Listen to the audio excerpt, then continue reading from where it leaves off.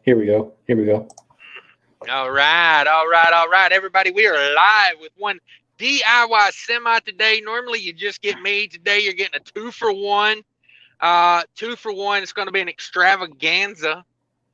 Thanks, everybody, for coming in. Appreciate you. Appreciate you coming in. Absolutely. Like I say, DIY. He's trucking in his Kenworth today. He's got that new 990 over there. So what's that stank ass Freightliner you got behind you right there? Look at this. Look at this Kenworth. Well, one of these days I'll move into a real truck. One of these days, as of right now, can't do it. What's your thoughts on that 990? What's your thoughts on that truck? Why not just leave it a 900? All you did was you made the classic style enthusiasts very upset that they can't get their classic truck anymore. Yeah, and you made it ain't a very good looking truck if you ask me. This is my opinion, but I guess they had to appease the government because they had all these standards to abide by, and you ain't gonna do that with the traditional W900 styling. But I hear you. Leave a little something for the rest of us. Is that why they turned all the chrome to plastic on that truck? You got to cut the weight. Weight savings. Hey, I get it. Yeah. I get it. So thanks everybody for dropping in on us today. We got a few things we're going to talk about. If anybody's got any subjects, let us know. Let me know, and we'll try to work through some comments. We got a few things. Be sure to click that pinned link if you're not a subscriber to DIY. The guy's on a full run here, like 12,000 subscribers. You might as well get. Yeah, I should really start making videos. Yeah. With that many subscribers, you think you'd want to capitalize on that, but hey, very busy man. So he does what he can. He puts out a video about once a month. I've noticed here lately. Oh, shoot.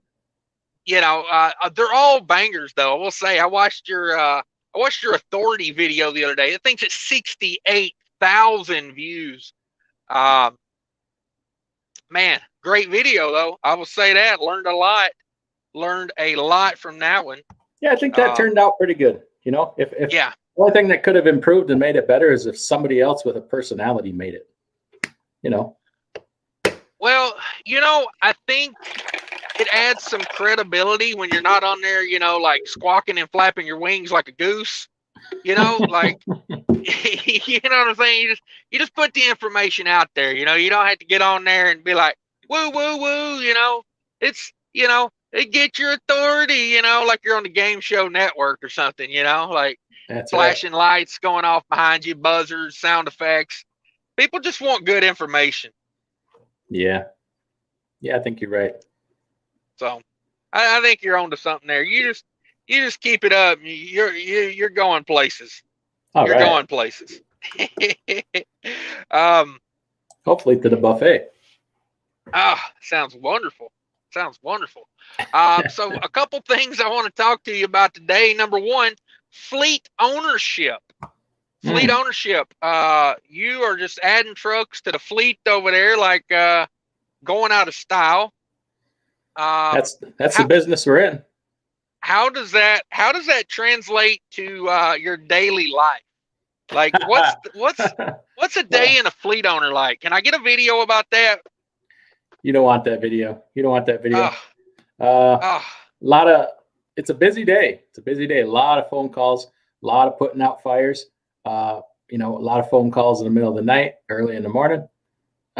Some of them aren't really necessary, but it keeps you busy, shuffling, trying to get equipment maintained and worked on and fixed. And I don't do as much of that anymore. Just don't have time, Yeah, especially running a reefer fleet. How are those I need an EFS calls at 3 a.m. treating you? I'm trying to get that worked out because apparently there's something wrong. I can give a driver an EFS code and say, here, you get a lumper in the middle of the night, here's your code. And then it don't work. Okay. So I don't know what the problem is there. We need to call EFS and get that sorted out. They work fine in the middle of the damn day. But Yeah, that's how we do them here. They'll cut you one in the afternoon. If you got a lumper, you just text them, say, I got a lumper. give me that EFS code, and you know. Yeah, I'm enjoying it. It's very stressful. It's a lot more work than I thought it would be. You know, people make it sound easy. It's not. You know, and there's a lot of things I never thought about, like, you know, capital management, and right. You know, when you have a lot of money floating out there, that payroll that payroll can be a big number at the end of every week. And I try to do it all without factoring. I've not factored anything yet, but it may get to the point here where the numbers just get too big and I might have to. But no. Wait a minute. You can haul freight and not factor? Yeah. I thought you had to do that. You can. You know, a lot of people have to in the beginning, and I don't fault them for that. There's nothing wrong with that. But I think long term, you know, over the years, kind of wean yourself off of it, hopefully. A lot of people are under the assumption that factoring is good because if the customer doesn't get paid, well, you still get paid. Well, guess what? If the customer doesn't pay that factoring company, you owe that factoring company back the money. Yes, sir. 90% I have a of video the time. about that. I have a video about that. Non-recourse. Of course, I'm getting to the point now where I've got to, if they can't find a video on my channel or your channel, I don't think it exists in trucking yet. You know, if it's not worth watching anyways. Exactly. So, you know, too, you got to figure over the course of time, you know, if you're getting, you know, near that $50,000 a week that you're factoring, you know, 2% of that, you're talking, you know, what is that, $1,000 a week? That's a paycheck. $1,000. Yeah. That's my paycheck. That's my cut of the deal for doing my job. I start giving that away to a factoring company. There's not much left for me. Yeah, that's big. Let me run through a few comments here. Crackers McScallywags in the house. Thank you. 18-wheel shelves in the house. Big Dog Trucker, good evening. JK is in the house. 18-wheel shelf says, my brother trucker from another mother. Big Dog says, the boys are back. Okay, that's right. Don Schlonger in the house. Freight trucking. Boom, I'm paying a mechanic tonight. All right. What kind of hourly rate we getting over there? Joe Gampa's in the house. Shoestring trucker, good evening. Started my 10-hour break. Hey, that's the perfect time. I say when cash goes live, you just pull over wherever you're at safely. And, you know, the next safe haven you come to, you just pull in there, shut that joker down, and, you know, rethink it the next day. Ace in the place with $5. That's for sure. Appreciate you, Ace. Appreciate you. So Kelly's Kitchen's in the house. Hello, Kelly's Kitchen. That is DIY's favorite cooking channel, mine as well. Kelly's Kitchen, check her out. Yeah, everybody check out Kelly's Kitchen. Kelly, you're more than welcome to drop links to your channel in here if you want to. Ask her if she enjoys those middle of the night phone calls. Yeah, that's a good one. That's a good one. How does that work when you're, you know, I'm assuming that wakes both of you up when someone calls for an EFS. Yeah, if it's legit, you know, you got it. There's problems. Right. You know. Right. I've had some puzzling phone calls, but yeah, she's got a full-time job. You know, she got to sleep too. But hey, that's when you're getting into it, you got to know those things are going to happen. You know, it's a 24-hour. This business is 24 hours a day. It's not 9 to 5. I mean, for some people it is, but definitely, you know, especially Reefer. Reefer's a nighttime business. It is. We, you know what they say, they come out at night. So that's right. Let's see here. Let's talk about what makes a good recruit, like someone that wants to lease on to a carrier. In your opinion, what makes a good recruit? Boy, that's a big question. I think that you touched on it a lot. You said a mouthful in a video you made one time about be resourceful. Be resourceful. That's the biggest thing. Well, I guess it should differentiate. Are you a new owner operator or have you been one for a while? If you've been one for a while, you probably got most things figured out. But if you're wanting to make the transition, be resourceful. You're not you're not a company driver driving your own truck. When you buy a truck, you have responsibilities now. Yep. Yes, people are going to help you. Like, I'm going to help my drivers. Your carrier is going to help you, but you really got to try to help yourself. Nobody is going to watch out for you like you are, and ultimately It's your money. When somebody's trying to give you advice or guide you, and they are somebody that kind of has been around a while, knows a thing or two, listen to them, because there's a lot of lessons to be learned in this owner operator thing. Why the hell do you want to learn them the hard way? If somebody's trying to give you good advice and help you, take it. It's them lessons are expensive. They don't always have to be. Yeah. Now there's a lot. Go ahead. Verbal education. It's the number one thing humans have over everything else on this earth. Like we can learn from just telling each other things. Like very, very simple way of communicating. It's most things in trucking you don't have to learn the hard way these days. No. It's out there. Oh my God. Just from what it was, think back, I don't know. We got to go a little more than 10 years ago, maybe 15 years ago, 15 to 20 years ago. Cell phones were really kind of just getting started. Yeah. GPSs, there was a few out for cars, nothing for trucks, that kind of, unless you had a laptop and had Google Maps, you didn't really have anything except for the atlas in front of you. The resources somebody has nowadays, being a truck driver or an owner operator, is just amazing.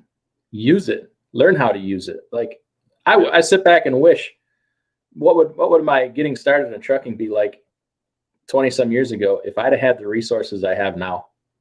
Oh my God, could have avoided so many problems and mistakes, just in getting lost. But then too, you have all these resources. Don't discount the old ways of doing things. Like if you're just getting into this and you don't carry an atlas because you think GPS and Google Maps is everything, it's the way to go. Come on, man, get an atlas. You know what I mean? Like a GPS will screw up. Yeah, mine is acquiring signal as you say that. Yeah, mine has been acquiring signal since about 2 p.m. this afternoon. I don't know. I've tried everything. It's sitting here on the dash, acquiring signal.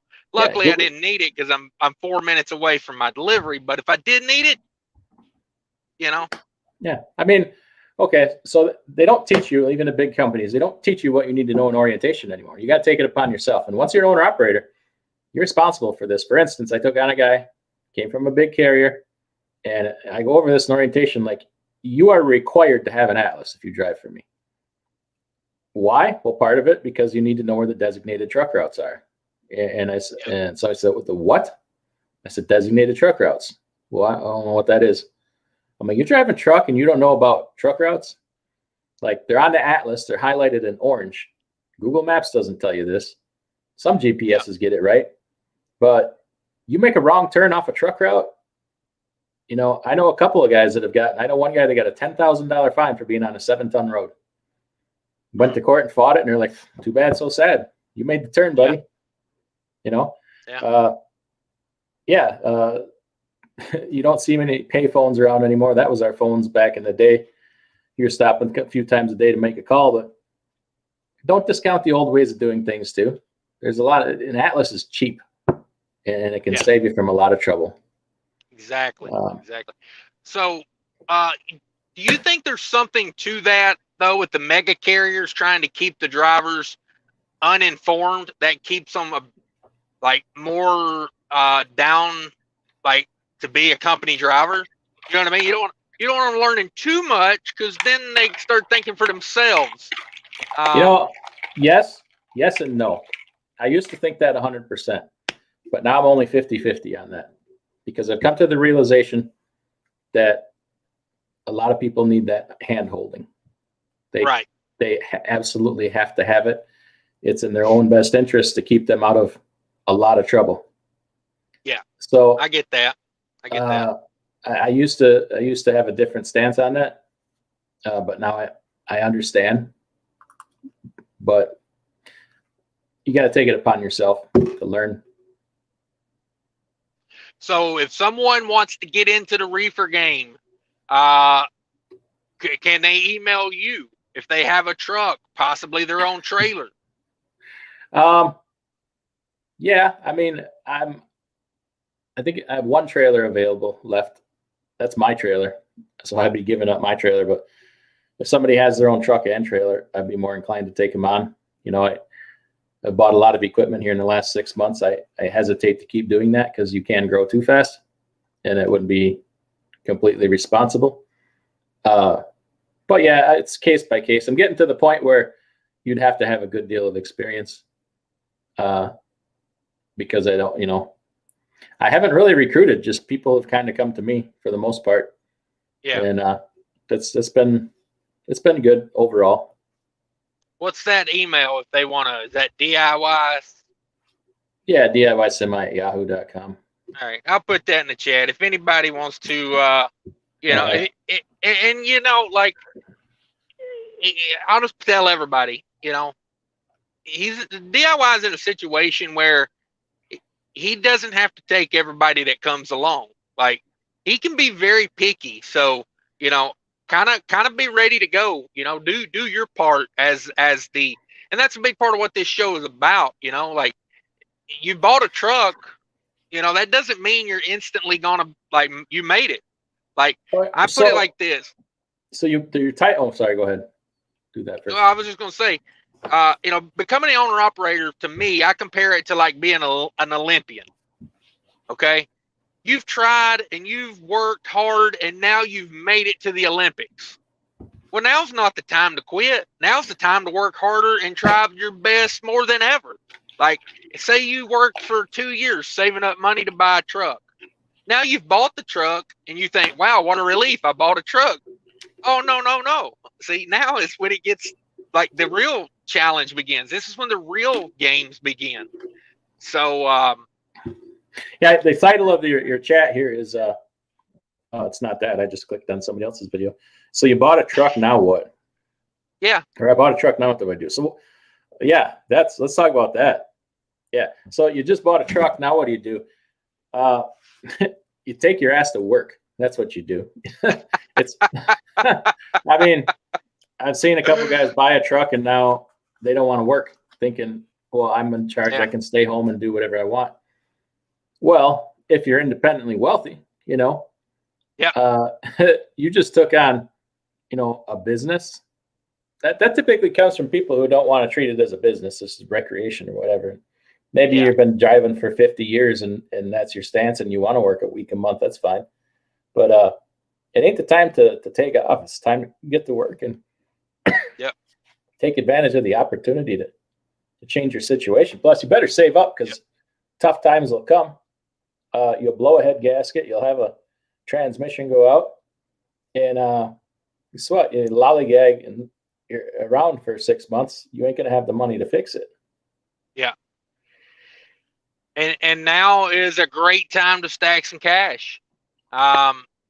If you're taking that approach right now, where you bought a truck and you're lollygagging, I feel bad for you. That's like the opportunity right now is astonishing. I booked a load today. I booked my all-time highest paying load today. It was $8,200.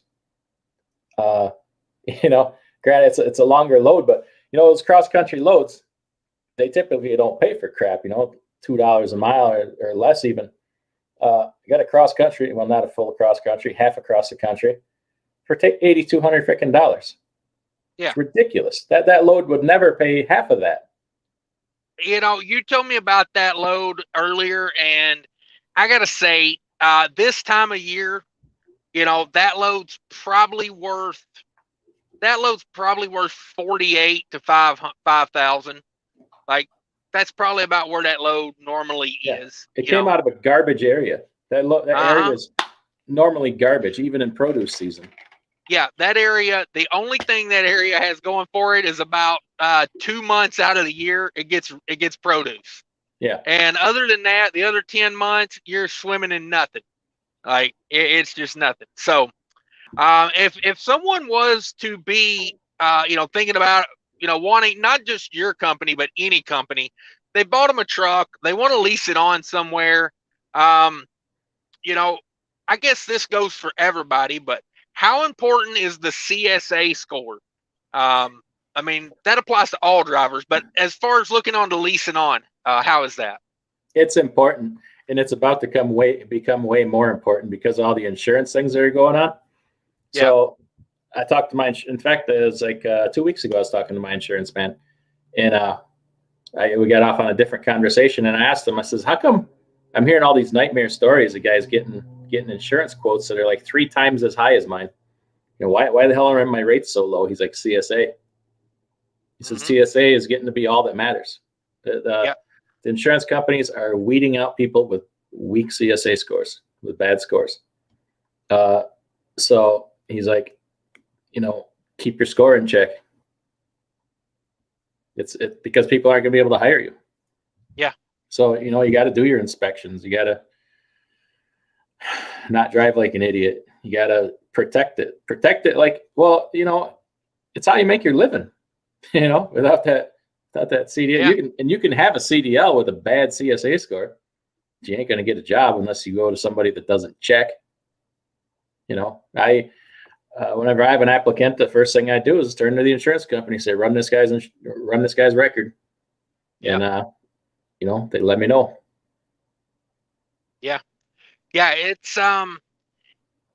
It's become, like you said, about the only thing that matters. I know here where I'm at, you know, they've dropped a few people, over CSA scores, you know, like it's that important these days. You know, you think just because I got a CDL, I'm going to be able to work here and work.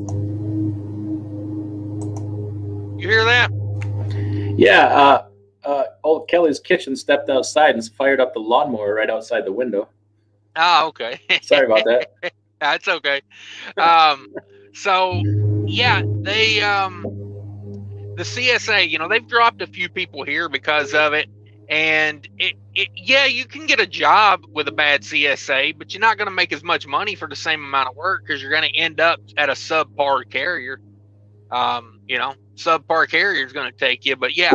Which will, in exchange, it will drop your CSA score, or give you a worse CSA score in return because you're going to get inspected more often. Yep. And I don't care if you got a brand new truck and a brand new trailer. They could find something wrong. And if your company has a bad CSA score, they're going to try extra hard to find something wrong just because that's what they do. Yeah. You know, so it's a snowball. Spoke to a DOT officer in Tennessee, and he said 2 companies. If he ever needs a violation, he pulls in a Western Express or a USA Truck. He said never fails him. Never fails. Really? He gets one every time. So, you know, that is what it is. Let me run through a few comments here. Lone Star Transport in the house says, good evening, gentlemen. Appreciate you coming by, Lone Star. Don says, that's why we came here, the good info. Gary Bates bought the DIY semi-fuel ox. Yeah, I recommend everybody do that. Go to fuelox.com. Check out that fuel additive with catalyst and use DIY semi for 15% off. That's a thing. That's a thing. Paul Harris says driving a 2019 Volvo VNL 860. The AC works, but typically it quits towards the afternoon. Any ideas why? Because it's a Volvo. I wasn't paying attention. I was reading some of the comments here. Oh, okay. Yeah. Paul says he got a 2019 Volvo. AC works well, typically quits towards the afternoon. Any ideas why? Probably a truck that was built to be driven at night, I'm guessing. Yeah, good point. Good point.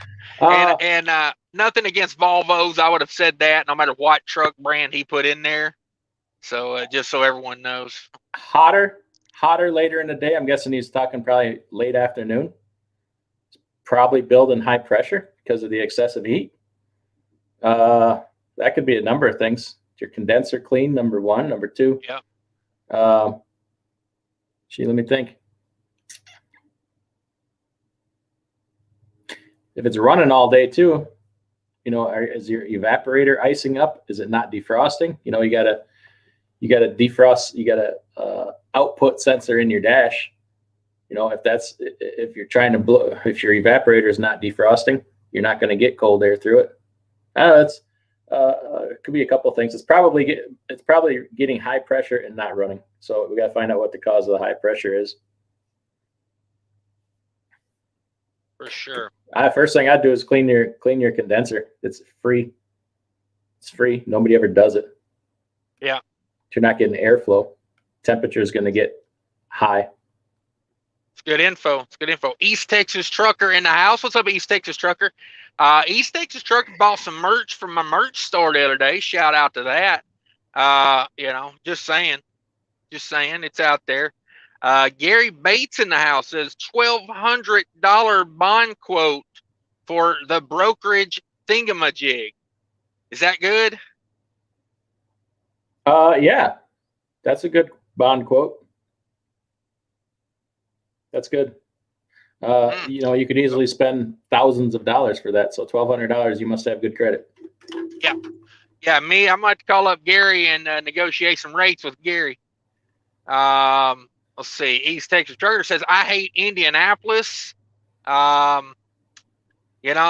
Indianapolis said the same thing about you earlier, man. I'm just passing it along. Oh, wait, just kidding. TJ Jones, Bull of the Woods, giggity, what's up? RN's in the house, what's up? Let me move down here, get some nomadic Brits in the house, what's up? Let me see. Trucker Beetle Bailey, DIY, you know why those windows on the backdrop are blue, same as the green screen, but it's a blue screen. It's just that the fourth wall's coming down. It's just that sunny. It's a beautiful day outside, the clear blue sky. You went and drove that truck to Venus is what's happening. Yeah, it could be. Let's why don't we step on over to go to the bathhouse here then? If you all like that. Yeah, you've had a long day. Time to relax, man. Mm-hmm. Time to relax. Trucker Beetle Bailey says, I'm at the Walcott Trucker Jamboree. There you go. Got them 2 a.m. EFS booty calls. Yeah. Getting calls at 2 a.m. It's the EFS booty call. I like it. There's Kelly's Kitchen link. Everybody click that. Go check out Kelly's Kitchen. Oh, here's a good question. Can I back up a couple questions here? Yeah, go for it. Ace wants to know, when you buy a truck or equipment out of state, what do you have to do paperwork wise to get it home legally? Okay, so most places will give you a temporary, like if you buy it from a dealer, they give you a temporary plate. Like say for a trailer, some states you can haul freight on it with a temporary plate. Some states you cannot. The last couple trailers I bought out of state were in South Dakota. With a South Dakota temporary tag on the trailer, you cannot put a load on that trailer legally. So I just bring them home. It's not too far, 8 hours. The last one, though, I had a little lead time on it, and I had them overnight me the title. And I went to the DMV, picked up a plate, took it with me. So when I left, I had a plate, and I pulled the load home with it. But the first one, I could not legally pull a load, although some people do it. But I guess if you get caught, I would want to find out what the consequence is. Maybe they could impound you, or I don't know. But I don't want the load held hostage and be responsible for that. So trucks, you need to have a temporary registration, some kind of temporary registration. If you get, like if it's yours, you could get your cab card, tape it in the window. Otherwise, they'll give you a temporary plate to get home on. You need to have your insurance certificate with you. But you're probably not hauling a load with that either. I'm not even yeah, you could pull a trailer if you had your temporary, but no load till it's registered as an IRP vehicle. And then you could just go anywhere, do anything with it once. Like out of South Dakota, you had them mail you everything. You got a tag for it, went and picked it up. You could have took a load anywhere at that point. Yeah. That thing is good to go. Yeah, but anytime I buy anything, first place it comes is home. Like the trailers, they'll go to the Reefer shop where I go have them go through the unit, service it, check all the little knickknacks that I wouldn't think of, the mounts and all the stuff. And then when it comes out of there, I take it to a guy I have doing a lot of work for me, have him run through every freaking nook and cranny of that thing. Then it can go on the road. They'd sell it to me with a DOT, but I have the DOT redone at home because I've yet to find a place that when they DOT it, they don't just freaking throw a sticker on it and say it's DOT. Uh-huh. Yeah. And dealers just recently had that turn out to be a real bite in the ass. Long story short, I had to send a guy home because of something like that happened. And it's tragic how badly they worked that guy over. But hey, there's resources for that too. You know what to look for when you're buying a truck. So, right. So if you buy, like, let's just say the average person buys a trailer out of state, they're probably gonna go look at it and then decide to purchase it or not, and then more likely they would be coming back later to get it, right? I mean, yeah, because you could walk out with this same day. If they have their stuff together. This particular ones I bought, they didn't have the titles yet. They come in they're trades from Hirschbach. Okay, Hirschbach drops them off, and then they mail the titles. Well, due to the current trailer situation, I'm on a waiting list for trailers, and he calls me. He says, "Hey, I got 2 trailers in." So I actually hired somebody to go there and look at them for me, somebody local, which is good because I ruled one out completely. And then the other one, like, all right, we're go. He actually made a video of the entire trailer for me, top to bottom, underneath, inside, outside, ran it, temperatures. Like, all right, I feel pretty confident. He's looked at it every bit as good as I'm going to. So, I sent the payment to secure it. And then I said, with the contingency, when I get there, if I don't like it, I don't have to buy it. Everything worked out, and I went over and picked it up. But you may have to wait for a title or for them to clear the title, or, if you're financing to go through, or maybe they want to wait for your check to clear. But it is possible to walk out same day. Okay. Now, let me ask you, if you don't mind talking about it, how did you find someone to do that, and around about what did that cost you? I have a friend over there, and the trailers were actually in Sioux City, Iowa, but they have another place in Sioux Falls. So I have a friend that lives in South Dakota who hasn't been working due to some medical problems, and I said, "Hey, you want to go look at these trailers for me?" He knows what he's looking at. So I said, "I'll give you, so many hours drive and spend a day there and come back. I'll give you like $500."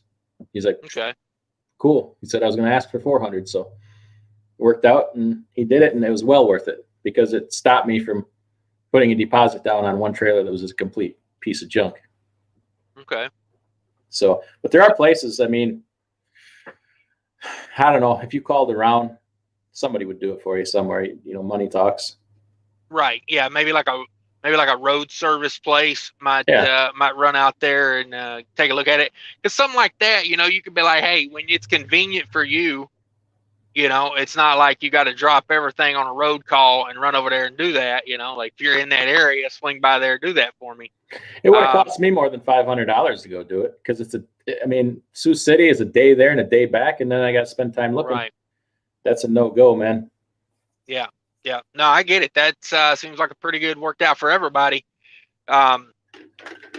So let's talk about like trucks and trailers as far as wanting to lease on somewhere. I did a video a week or two ago about 5 miles per gallon versus 7 miles per gallon. Now, when people email you and they say, hey, I want to lease on, I've got everything set up, I'm ready to go. Is there any kind of truck that when someone comes with it, you say no, or are you open to, makes and models? Like if I show it with my Pro Star with a Max Force, can I clean the EGR in your driveway? Probably not. No, if you come with your own truck, you better, It's fine. If people are looking for a truck and they say, well, what should I buy? I'm like, well, it's your money. You can buy whatever you want, obviously, but keep in mind, like, weight, especially in reefer, weight is a big thing. So don't go buying something you can't haul any freaking freight with. Like everybody's, I want a Volvo. What's the new one? The 880 or 780 or what's the new? 860. 860. I'm like, well, you don't like to haul freight. That's a heavy ass truck. I'm not opposed to it, but you gotta understand you're limiting yourself. So especially if you're starting off, don't limit yourself. You want every opportunity you can have. Other than that, I mean, it's got to be in good condition. I unfortunately had to send somebody home because the truck, I couldn't have my name on the door. Like I can't have you getting inspected with my freaking name on the door of that truck. It's not going to pass. And if you're not willing to fix it, like, you're not fired, you're welcome here, but I'm saying your truck is not. So it's like, we had an agreement. I was like, I'm going to find a different truck and I'll be back. I'm like, okay, they're cool with that, but, good mechanical condition.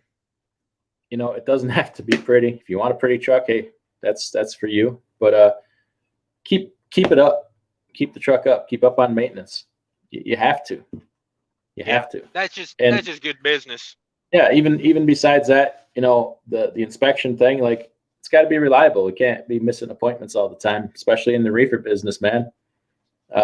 You miss a Walmart appointment or a Kroger appointment, and especially with as busy it is right now, you could be in trouble. It could be days before you get a new appointment. Oh yeah. Let me run through a few comments here. Chili Willie's in the house. What's up, Chili Willie? Says he finally caught the live. There you go. ISX Cummins 565 in the house. Everybody go check out his channel. It's a good channel. He is in British Columbia today. He's going to Alaska. 3-week run up to Alaska and back. 3-week run. Chili Willie, just a Trevor Shrove of gems being dropped. Thank you, Chili Willie. I'm glad people are getting some use out of it. Thanks again to DIY for coming by and helping us out today. He's like, as when it goes to trucking, I got about 3 people that I have a definitive call. And when they tell me the answer to whatever I want to know, I don't even question it. I just take it for exactly what they say. I mean, it's seriously like, you're in my top 3. You're like, you're definitely on the podium of trucking. That's for sure. Most time I'm blowing smoke up your ass, right?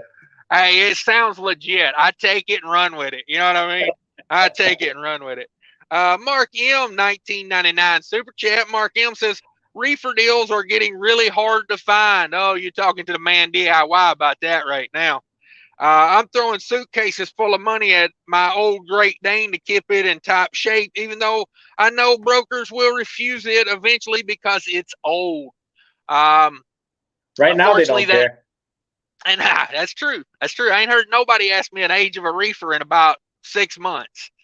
It's very true. But are you seeing that as far as deals? Yeah. There are no deals, are there? No, I did get asked today about the age of a reefer, but whatever. Oh. There are no deals. If you go to a dealer trying to negotiate on a trailer, they will laugh at you and say, no, it's going to sell today if you don't buy it. And they're right. Like, the place I'm buying mine from, are they overpriced? Yeah, they're more than they should be. But are they nearly as much as I'm seeing everywhere else? Hell no. So, when one comes available, it's full price, and you're be glad you got it. If you don't want to pay the price, you're not going to get the trailer, and that's okay. But unfortunately, that's just the market we're in. And vans are actually, in my opinion, vans are actually worse. The prices they're getting for them, they're not worth it. Yeah. At least with a reefer, there's some value there. Yeah. They're selling junk van trailers for ridiculous prices. But hey, they can.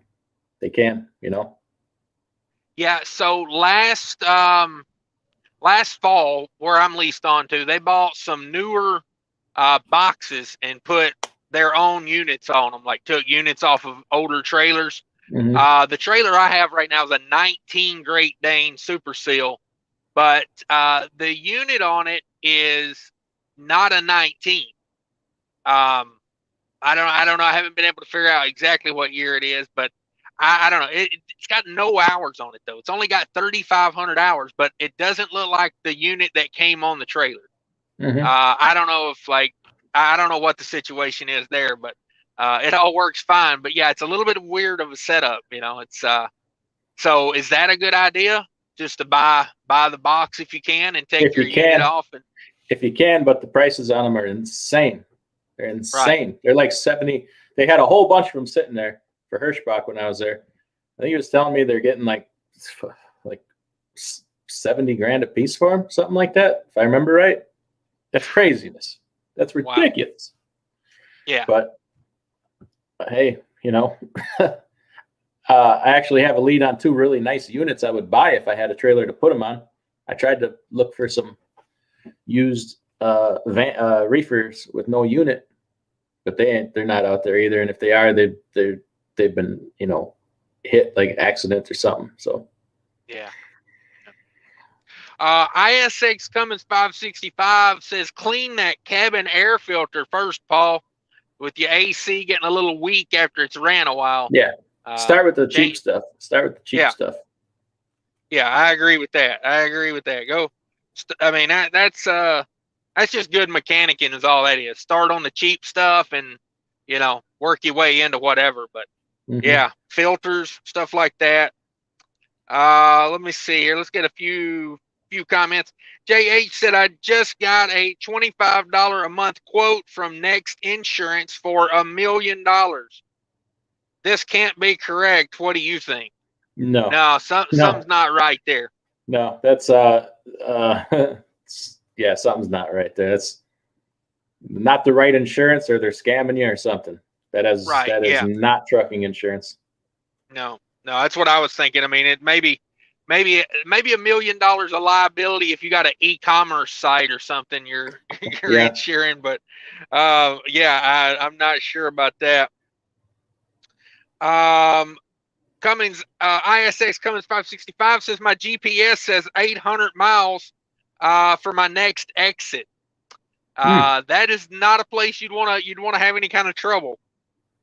Definitely take your wrenches with you when you go to Alaska, because you may need some work out there. Ryan says, I've been driving 11 years. My equipment is leased onto Badger State. Western LTL Reefer is all I know. I guarantee you Ryan is killing it right now. I know some, not personally, but I know of some guys that are leased on there. And it's, the money's good right now. Good for you, Ryan. Yep. Nomadic Brit in the house is DIY. How long has your business been running? Started originally in 2005. 2011, didn't think I wanted to do it anymore. So I put my authority on hold for a while and went and drove somebody else's truck for a little bit and realized, oh yeah, I do want to do it. I don't like this. And went back and started it up again, been doing it ever since. There you go. Sometimes you got to be a company driver and deal with it. Do what you got to do. Looking back, I burned myself out real bad. Just ran like a maniac and burned myself out. That's all there is to it. I was, at the time, 35 years old, probably on pace to have a heart attack and probably a whole bunch of other things, and just like, screw this, but kind of have a different perspective on it now. I think one year as a solo driver, I ran 198,000 miles. Yeah. That's too much. Oh no. It's a lot. Oh no. That's a lot. That's a lot. But if you got that in you and you got your own truck and you're looking to lease on to DIY semi, the emails in the chat. Mark M says, I check my Garmin GPS against Apple Maps every time just to make sure I'm not going to a completely wrong direction. Completely wrong. Yeah. Yeah, that satellite view is a game changer. It really is. I remember when I first got in, so when I first became an owner operator, I bought a laptop and I installed, what was it called? Microsoft Maps or something like that on it. Me too. Did not have a satellite view at first, but you know, at least it could give you a correct address. You know, you could look and see what was around it. You know, you could check your directions, like versus what it, you know. But that's my first entry into mapping on a computer was Microsoft Maps. It had a lot of addresses in it too. Like a lot of people couldn't find something, they would call me and I'd look it up on there. And it was a good resource. It was for a while. Yeah. Let me see. 18 Wheel Shelf says that CSA score is the equivalent to your credit report. Mm-hmm. Yes. Nomadic Brit says hit that thumbs up. Yeah, I appreciate everybody hitting that thumbs up for me. Big Dog Trucker says he hit the thumbs up. Let's see. Gary Bates says, hey, you guys go. Since March, I have approximately generated 50,000 gross revenue. Have worked almost every day and attribute the low numbers because of the breakdowns. Okay. So got a lot of breakdowns. March, April, May, June. So 4 months, $50,000. Some would say that's a little low. But yes, he has had some breakdowns. I remember that.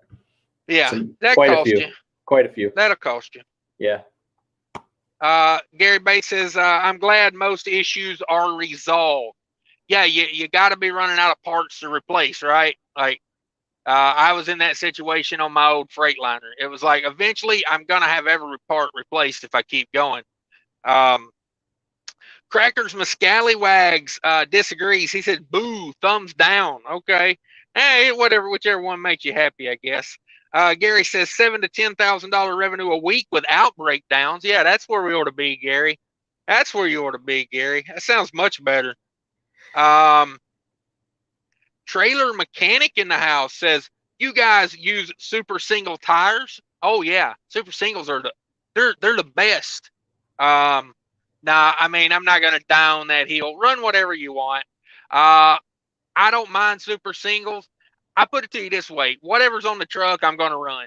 Like, I got no fear running super singles. I got no fears running doubles. Whatever's on the truck, I'm just gonna leave and run on the truck. Like, yeah. If I bought a truck with duals, I wouldn't switch it to super singles and vice versa. And that, you know, there's a whole nother side to that I recently kind of came with being a fleet owner, whatever, and being in the office. So I've always wanted duals, you know, as a company driver, I didn't mind super singles, whatever. The reason for that being, and incidentally, all mine are duals except for the one I just bought because that's what it had and I needed the trailer, and, you know, it's going to go down the road with super singles. You know, when you blow a super single, it can add up. Road repairs are very expensive. Any kind of roads are expensive. I have a friend that had, you know, several super single blowouts on a trailer, and every time it was at least a $2,000 bill. In addition to that, service, you know, I'm the guy that has to call these customers and tell them a truck is going to be late because it blew a tire or this or that, and that adds up. They're only going to put up with so much of that. Now, you're not supposed to drive if you blow a dual. I get that, but sometimes you can make it 10. If you can make it 10 miles, I mean, you tell me that we're not all going to do that if you can. It depends if that tire's coming apart. You know what else is very expensive? Putting a giant piece of rubber through a four-wheeler's windshield. Yeah, they'll get over it eventually. Yeah, I'm just saying, like, you know. Yeah, I know. Yeah, it's to me, it's one of the same. If it's illegal to run with a blown tire down the road, and you do that, and you injure or hurt someone, you're done. You're done. But so, also, you know, of course, we've all seen people that don't know they've had a blown tire and run it down to nothing in the rim. But I've never had to replace a rim on a dual from a blown tire. I've seen a lot of rims have to get replaced on super singles. The road, all in all, it's going to save you fuel. It's a great thing. If you're an owner operator and you keep up on your stuff, probably it's a great thing because you're going to take care of them tires. You're going to make sure the air pressure is up because you paid for them. For somebody that has no interest in taking care of them, I probably don't want to do that because the likelihood of a blowout is probably substantially greater, and therefore a rim and a service call, all kinds of things. So you got to weigh it out. But customer service is, I'm big on that, huge on that, and just for that reason, I try not to do super singles. Yeah. But that's merely my opinion. Right. But I got, I have to stick with that. Like, you throw a piece of rubber through somebody's, windshield, and was the load worth it? Was that being on time one time worth, possibly, killing a four-wheeler? If you got a blown out tire, pull over and have somebody come fix it. Yeah. Like, well, yeah.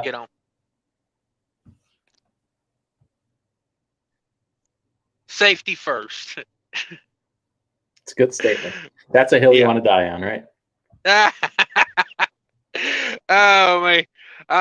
Let's see. Let me get to some comments here real quick. Great A Transportation says, late to the party. The Volvo AC could be as simple as a cabin air filter. Yeah, that's let's see. We're getting spinny wheel on my end. I don't know how your end's working. It's all good. Let me see here. Crackers McScallywags with the $5. I didn't see that till now. Thank you, Crackers. Let's see. Mark M says, yeah, I know, but it's got a fresh rebuilt 99 Detroit Series 60 12.7. There ain't enough fuel savings to get me to drive with an E-Log again. All right. I must have missed something there. Yeah, me too. Sterling. Sterling Begpill. He says he's in Nevada. Been waiting almost 9 months for the title on your truck. Can't get any answers why, but nothing stops me. Sterling, what's going on there? Is that with your own authority? You don't have to have the title to get an IRP plate. I get them every day with no title. So if somebody's telling you have to wait for the title, that's not true. Why don't you email me? Maybe I can help you with that. I don't know. Just maybe we can figure out what's going on.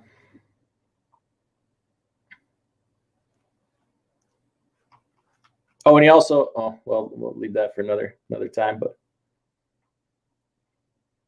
you still getting buffering there, Cash? Yeah, I'm here. I'm looking at some comments. I got so mixed up here. I don't know. I'm up and down. Big Dog Trucker says running his own authority. Okay. Big Dog Trucker's got his own authority. Let's see. Nomadic Brett says, can you email me a contact number so I can ask you some questions? I think he's talking to Big Dog on that one. Anyone else getting buffering? Yeah, I'm getting a little bit on my other phone here. Henry Bob. Yeah, we'll leave it to Henry Bob. Says, yeah, boy, I made the live with Cash. Appreciate everybody coming in. Be sure to hit that like button. Be sure to hit that pinned comment too. DIY was nice enough to give us an hour of his time, and let me tell you, it ain't cheap.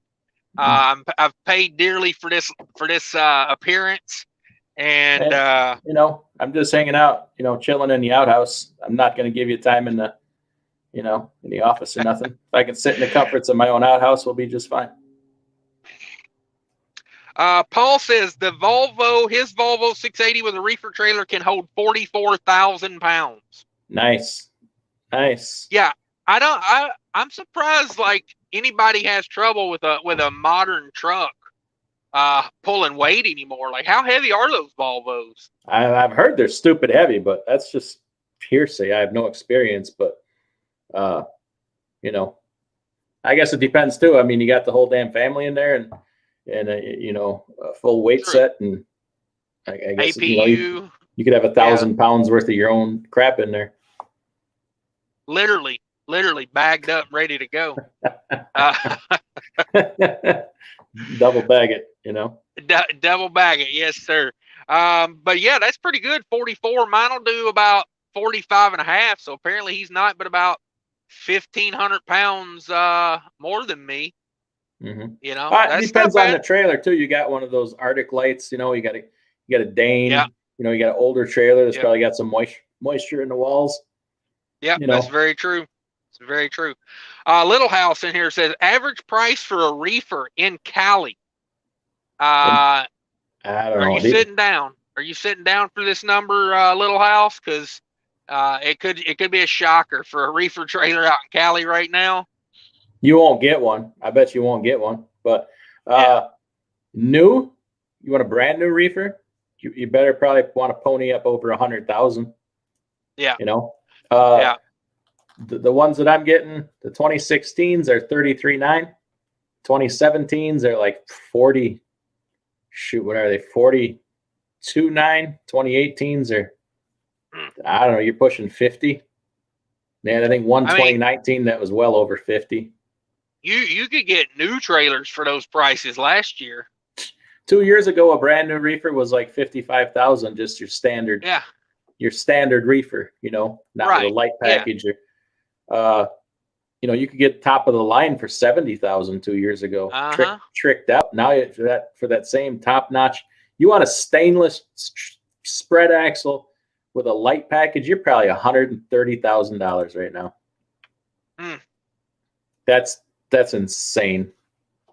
And you won't get it. You'll wait. You'll probably wait a year for it. Right. So I just want to remind everybody that link right there at the top in blue, that is DIY Semis channel. Everybody click that. Go watch one of his videos. Very entertaining. I suggest a Friday Money video or that authority video. That authority video is top notch. Everybody go watch that. Leave a thumbs up and a poop emoji. That way he knows where you came from.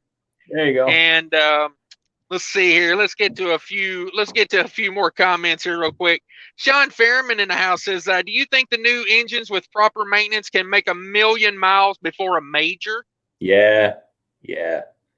I do. Absolutely. You're going to probably do some after treatment work along the way, but that's not part of the engine really. You're going to have all, your accessories on it. You're probably going to replace, but engine. Yeah. With the new lubricants, the engines are cleaner now. They're starting to figure out a lot of different things. They got built-in bypass filters with those new lubricants. Yeah, absolutely. They're making them out of all kind of new stuff, like tighter tolerances. Metals you ain't going to find at Harbor Freight, That's for damn sure. I think, let me see. I was listening to TAT Express. That's a good channel. If you guys don't know, go check him out. But TAT Express was given the B ratings, which is the in frame for an engine, and so from the manufacturer, Detroit, 50% of the Detroit engines are making it to 1.2 million. 60% of the pack cars are making it to that. I was surprised that half the pack cars make it to that, but or more than half. And Cummins was like 50% right to 1 million. So yeah, I mean, you take care of these trucks, and you do a few things along the way, and I think you can do it. Paul Harris says streets and trips. Yeah, that's what Microsoft was. That's what I had. Yeah. Good job, Paul. Goat star for Paul. Paul, appreciate you. Let's see here. Only Easy says, what do you recommend for a new owner operator? Some tips would be great help. New owner operator. Go ahead, DIY. What's your top 3 tips for an owner operator? Run it like a business. Number one. It's not fun and games. It's not recreation. It's not to look pretty and go fast. Run it like a business. Always be on the hunt to learn that next thing. Learn all about your truck. Learn about trucking. Number 3, maybe just have some patience. It takes time. Yep. I'm gonna throw the 4th one in there. Taxes. There you go. Get some knowledge about taxes, man. That can be the difference between profit and loss right there. It really can.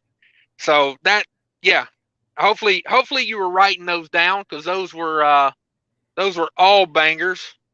All bangers. That's not going to connect. Let me switch phones here. I'm having technical difficulties on this other one over here. I don't know if my hotspot turned off or my Wi-Fi quit or what it was. I'm in a Walmart DC. I should have Wi-Fi here, right? You ever use the Wi-Fi at a Walmart DC DIY? Didn't even know they had it. I didn't either. I connected to their Wi-Fi last night. I was at a Walmart, and I'll be darned, it worked. So I don't know. Let's see. DL says, are auction trucks selling good trucks or lemons? You'll probably find a good truck or trailer here and there, but I'm of the opinion auctions are the place you sell equipment, not buy it. Yeah. And, Mark M says, if you're going to buy an auction truck, expect the worst. You should have $20K ready for a major breakdown just on the truck. Yeah, I kind of agree with that. Usually when somebody sends a truck to an auction, they're sending it to auction for a reason. Not to say you can't get a good truck or somebody hasn't gotten good trucks or it's up, but man, you want to inspect the hell out of that truck. And oftentimes they won't let you. So, and right now, honestly, I've looked at some auctions. The deals ain't that great, especially on reefer trailers. I was watching Iron Planet or what's the other one? Ritchie Brothers auction. And these used reefers were going for a couple $1,000s less than they were at the dealer. And I'm like, that ain't worth it. That ain't worth it. Yeah, no. I always recommend, if you're getting in this long term to be an owner operator, possibly even build a fleet, get yourself a good relationship going with a local dealer. Yes, that has made a big difference for me. Yeah.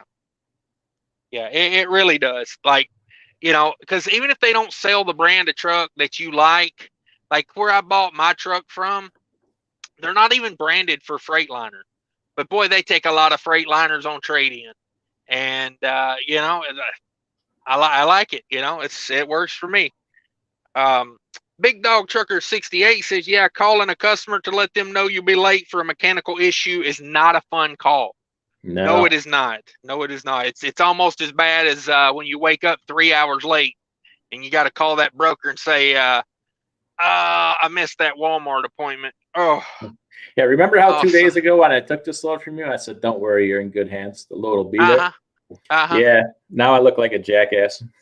Yeah, you remember when I texted you last night and you said, hey, are you okay for a 4 a.m. delivery? And I said, money in the bank. 2 thumbs up. Yeah, money. And then I call you 2 hours after the appointment time, say, hey, I just woke up. I'm gonna run over there and have them reject me, and then I'll need a new appointment. Yeah. Don't do it to yourself would be my recommendation. Not on a holiday weekend, at least. Kelly Patterson says the customer is always right. Is BS. The customer is almost always wrong. In business, it's probably true, but unfortunately, they're the ones with the money. Exactly. That works in theory, but in practice, if you are independently wealthy, like I tell everybody, unless you're independently wealthy, you work for someone, because you need money from somewhere else. So unless you're independently wealthy, unless you got that Elon Musk, I piss away $1 billion before the sun comes up mentality, you the customer's probably right.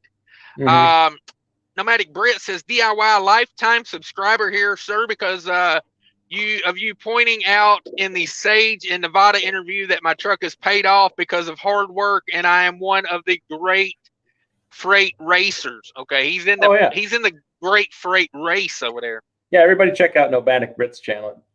Good guy. Yeah, that's not fair to say.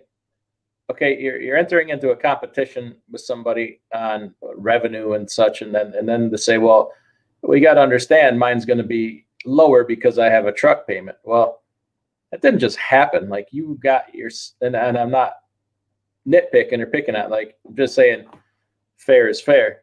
You can't say, well, you got to cut me a break because I have a truck payment. Well, no, like you did that. and Nomadic Brit, he did that. He got himself into a position without a truck payment. So, right. It's not like it just happened, spontaneously. Like, I know what it takes to pay off a truck. You know what it takes to pay off a truck. A lot of people truck for 25, 30 years and never pay off a truck. Right? I mean, yeah. Oh, yeah. So, and good on you for paying off a truck. Shoot. I mean, that's how you win a race. I think of it like this. You don't call the water company at the end of the month and go, hey, you need to cut me some slack because I got a truck payment over here. Bottom line is bottom line. Yeah, and that's not to rip on somebody with a truck payment, because let's be honest, that's how you buy a truck. Very few people have $100,000 to buy a truck for cash. But then I got a truck payment, so yeah. I ain't ragging on that guy. But then you can't enter into a competition on the same playing field as somebody without one and expect to be cut. It's you got to know that going into it. So maybe you have a different competition for somebody with a group of guys with truck payments, maybe a group of guys without. I don't know. It's just a competition. I don't even know if there's a prize. Yeah, who knows? Kelly Patterson says, if you're not willing to drive with an e-log, get out of trucking. Yeah, I don't know about that. There's lots of people that don't have e-logs. If the law, I say drive legal. If the law says you don't have to have an e-log, then who am I to say? Let's see. Sterling says he has his own authority. I just want the title because I own it outright and may want to use it as collateral. Okay, I get it. There you go. I wonder if a lien didn't get released along the way or something, and who knows? That's could be a pain in the butt. Oh yeah, when dealing with the state governments, man, you got don't pull your hair out. I sent some files and some paperwork into the state of Tennessee one time, and they called me and said, "Hey, we never got that." And I said, "Oh, well, you cashed the check, so apparently you got something. You got some part of it." And then they proceeded to say, "Oh, well, let me call you back." They called me back and said, "Okay, so that was probably filed downstairs. We're going to need you to resend that to us." And I was like, well, "Why don't you go downstairs and get it your damn self?" Like, I'm running a business here. I did what I was supposed to do. You go do your business now. So yeah. Have you had any fun run-ins with state governments DIY? Yeah, but not the kind of problem that my bank caused me one time. I switched banks, right? I switched banks at some point, and it was time to renew my IRP plates, right? So I just opened this new account at a credit union, and apparently the guy, meanwhile, he gave me some starter checks, and I wrote out a check for my IRP plate and sent it to the state. Well, meanwhile, the guy at the bank, without telling me, thought, you know what? I opened up the wrong kind of account. I opened a personal account when it was supposed to be a business account. So I'm going to close that account and transfer it to a business account, but I'm not going to tell Adam that I did it. Yeah. Long story short, I bounced a check to the state for my IRP plate, and they shut my freaking permits off. Luckily, I was home when I found out, and not out in California, 2,000 miles away, because I'd had to leave the truck and everything, sit there, and fly home, get this rectified, and then go back. It wasn't fun getting it fixed. And plus, the state of Wisconsin said, we're not taking a check from you anymore. I'm like, it wasn't. I got the bank to write a letter that said it wasn't my fault. And they addressed it to the state of Wisconsin. And they said, all right, we'll take a check from you again. I'm like, man. Credit union, I told him, he says, you're freaking lucky. I says, I could have wound up under the freaking jail, driving around with no active authority. Jack wagons. They're like, oh, we're sorry. I'm like, well, sorry doesn't cut it. I can just imagine down at the state office, there's a picture of you with that bad check pinned to it, It might be. Oh, man. Carlos says, insurance for owner operators. How much is the increase dollar wise? Nothing's went into effect yet on the insurance increase, but it's kind of that ball's rolling. So who knows? Who knows? Yeah. Mark M says, Kelly, I don't want to argue with you. Oh man, hang on. Sterling hit me with the $5. Great seeing you guys. Y'all are classier than a stripper fart.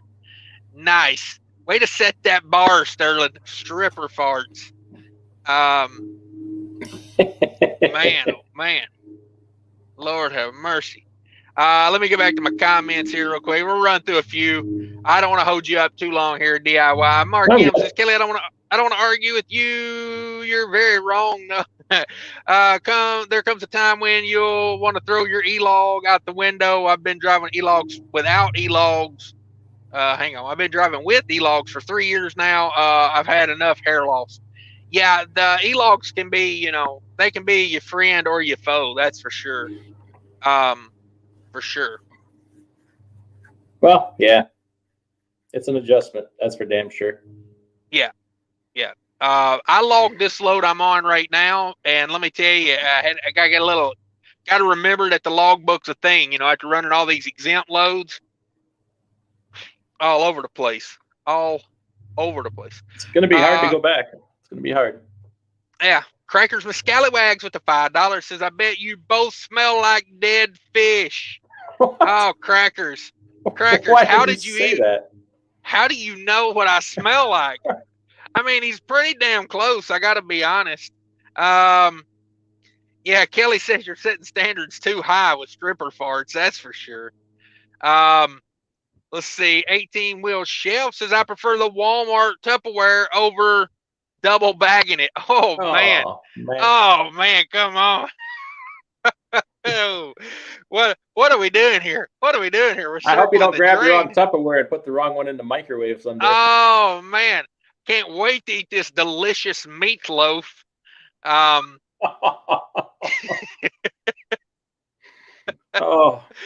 Oh, Mark M says even with a new reefer, you'll get a shipper to stick a fork in the wall. I would only get a newer reefer if you're doing LTL and unloading it yourself, or have a dedicated run that you trust. Yeah, they're hell on them these days, man. I got a 2019 reefer right now, and I got unloaded somewhere the other day, and the rub rail had a little metal twist coming off of it where they'd run the forklift down the side of it and just shaved little thin pieces of metal off of it. And I'm like, what a jackass. I had somebody put a hole in the floor last week. Too lazy to get off the forklift and pick something up. We're just going to run it over and punch a hole in the floor. Yeah, those floors are indestructible, right? Dude, I hauled a load of avocados a couple weeks ago, and I could have got a 5-gallon bucket of guacamole out of all the stuff they ran over in there. I mean, they just dropped them everywhere, just ran over them like no big deal. I don't know how they turn a profit out of there, because these were sustainably resourced avocados. Yeah, so you know what that means. Expensive. Yeah, exactly. Let's see. Damn, I keep losing my place here. There was Crackers. You guys ain't so bad after all. Well, thanks, Crackers. I'm glad we could turn your heart around. Fuel and Diesel says, do you think it's okay to delete DEF system, and would you run deleted trucks on your fleet? Do I think it's okay to delete one? I don't care what anybody does. I know the government doesn't think it's okay. If they catch you, they're going to rain down hell on you. Yep. Would I run one on my fleet? I don't know. I probably wouldn't own one. I think if somebody was leased onto me with one, I don't think I'm liable for that. I probably want to look into that first, because the reason I say that is I know there's a company here about 60 miles from me that got caught for deleting, and they paid heavily well over $1 million. And they had to bring back, they went through the records, had to bring back every truck they ever deleted it and fix it. Now, see, the way I look and the way I would think about that is, you know, the EPA is going to chase that money.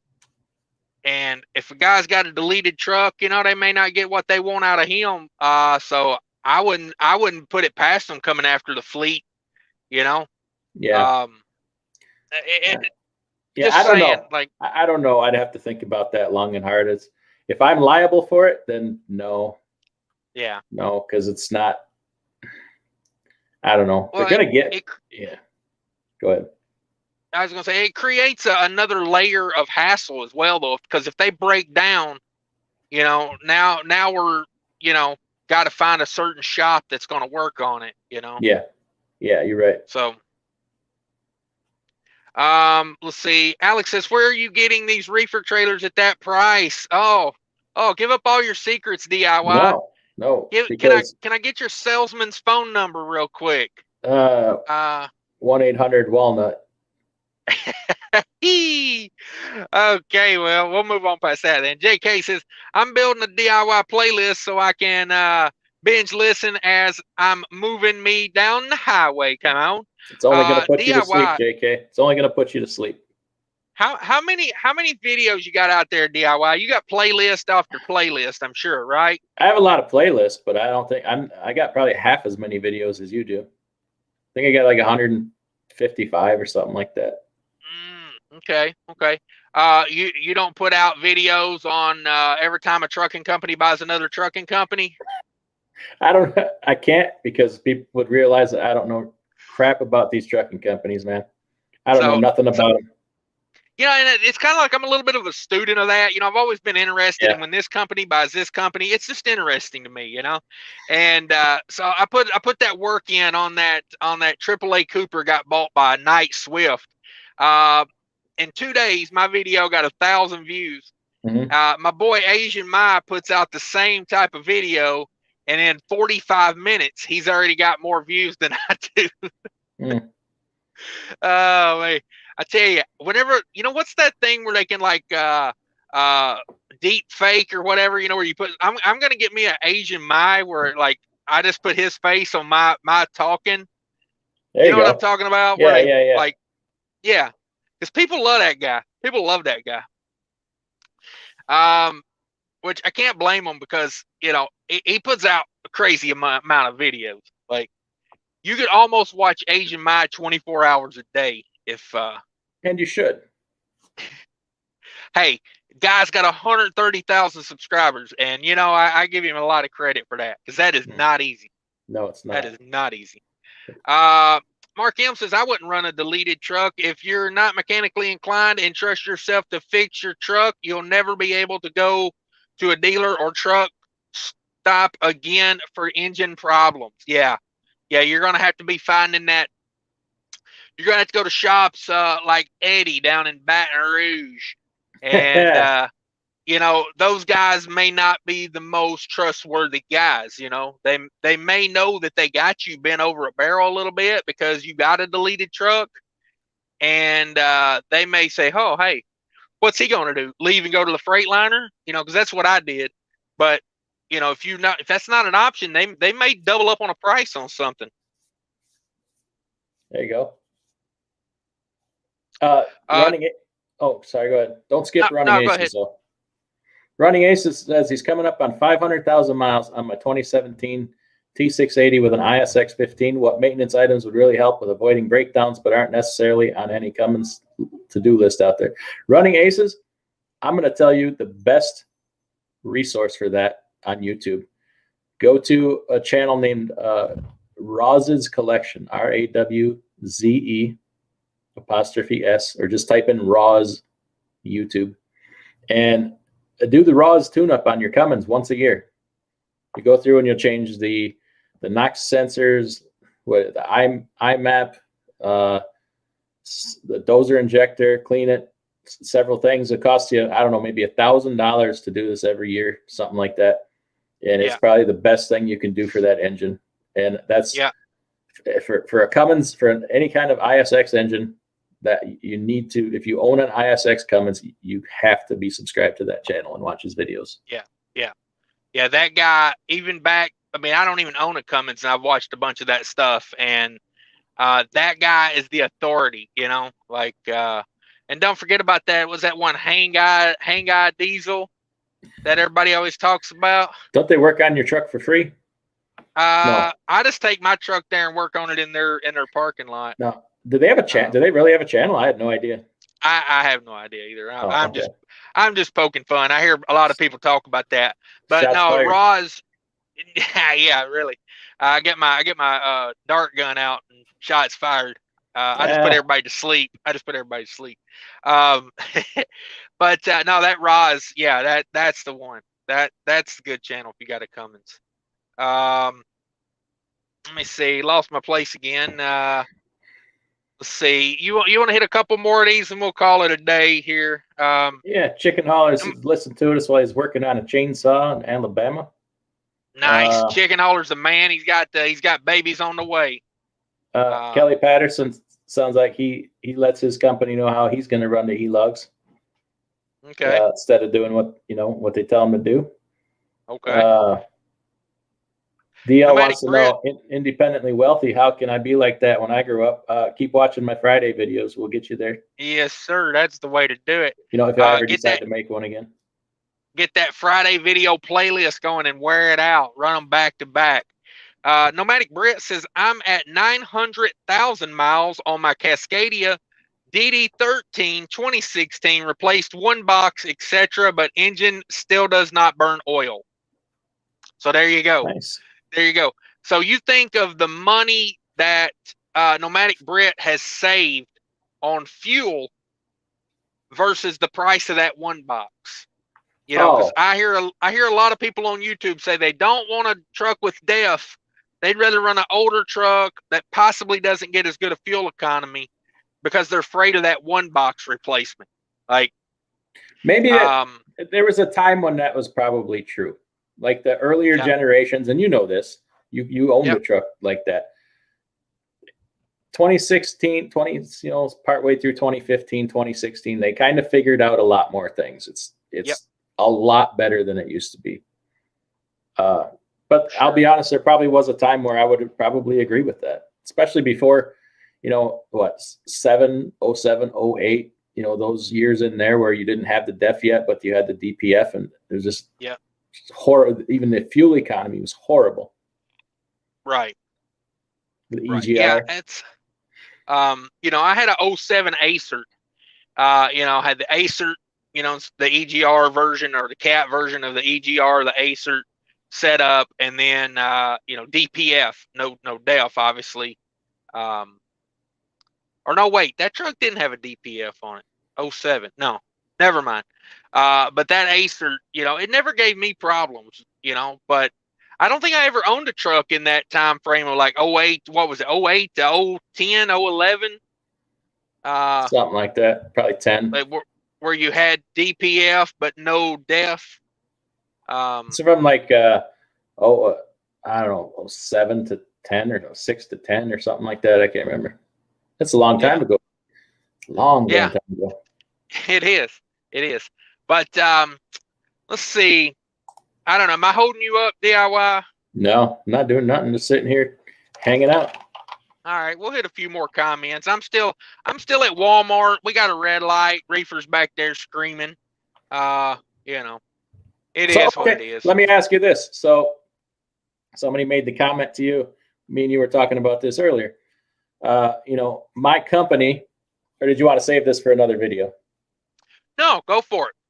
So somebody made the comment. My company sets up their reefer so that when you open the doors, the engine shuts off. And they do that so customers will unload us faster.